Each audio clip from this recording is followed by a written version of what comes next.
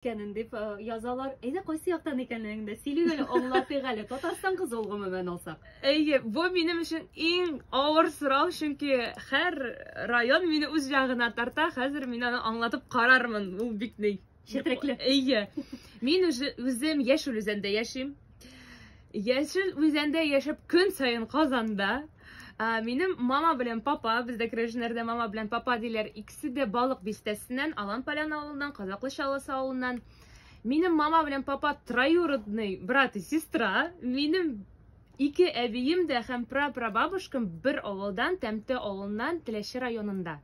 Шуңа күрә Теләче районында безнең кызды. Теге ике әбием дә шуннан булгач, балык бистәсе дә безнең кызды, мама белән папа шуннан булгач. Яшел Үзәндә безнең кызды. Казанда яшәүче керәшеннәр дә, теге белгән кешеләр Казанныкы ул диләр. Шуңа күрә Үзебезнең кыз. Әйе, үзебезнеке. Бик